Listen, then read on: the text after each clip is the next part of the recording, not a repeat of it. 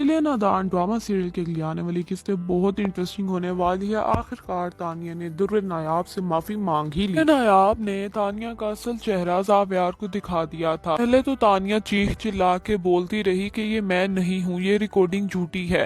लेकिन वहाँ पे जुनैद मौजूद था। जुनैद ने ही ये रिकॉर्डिंग की हुई थी। जुनैद कहता है कि तुम्हें क्या लगता था कि जब मैं तुम्हें तलाक देने आया था तब तुमसे पूछ रहा था सारी बातें, तो क्या मैं बस वैसे ही पूछ रहा था? मैं तुम्हारी हर बात रिकॉर्ड कर रहा था ताकि असल वक्त आने पे मैं ज़ावियार को दिखा सकूं और सबको तुम्हारा असल चेहरा दिखा सकूं।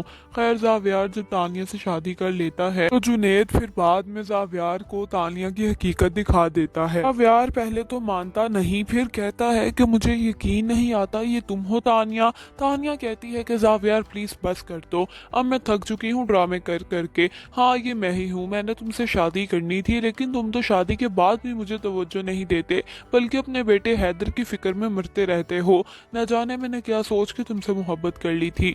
ज़ावियार कहता है कि तुम्हें शर्म नहीं आती मेरे बेटे को इस तरह बोलते हुए? निकल जाओ मेरे घर से। तानिया कहती है कि तुम्हारी जिंदगी में तुम्हारा बेटा ही जरूरी है, मैं तो बस वैसे ही तुम्हारी नाम की बीवी बनी हुई हूँ।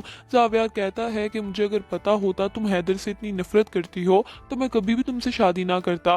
तानिया कहती है हैदर मेरा नहीं बल्कि रे नायाब का बेटा है, उसको चाहिए इसका ख्याल रखे। ज़ावियार ये बात सुनते साथ इसको तलाक दे देगा और कहेगा कि दफा हो जाओ मेरे घर से, मेरी भूल हो गई कि मैंने तुमसे शादी कर ली। तानिया का असल चेहरा देखने के बाद ज़ावियार और जुनैद की माँ भी बहुत परेशान हो जाती है। कहती है मैंने तो सोचा ही नहीं था तानिया इस तरह की निकलेगी, इतनी घटिया औरत मैंने आज तक नहीं देखी और मैं माफी चाहती हूँ ज़ावियार तुमसे। तुम्हारी बीवी दुर्र नायाब के साथ मैंने बहुत गलत किया था, उस बेचारी को इतना जलील किया, इस घर से निकाल दी। मुझे महसूस हो रहा है कि मैंने अपने बेटे जुनैद के साथ भी अच्छा नहीं किया था और सारी बातें झूठ निकली। तानिया ने इतने ज्यादा झूठ बोले मैं तो सोच ही नहीं सकती थी। मैंने अपने बेटे जुनैद पे यकीन ना किया, ना ही दुर्र नायाब पे किया, बल्कि दोनों को घर से बाहर निकाल दिया। माफी चाहती हूँ तुमसे ज़ावियार। ज़ावियार कहता है कि मुझे नहीं पता था कि आपने भी दुर्र नायाब बेचारी को इतना जलील करके रखा हुआ था, वो बेचारी ने कभी आपकी शिकायत भी नहीं लगाई मुझसे।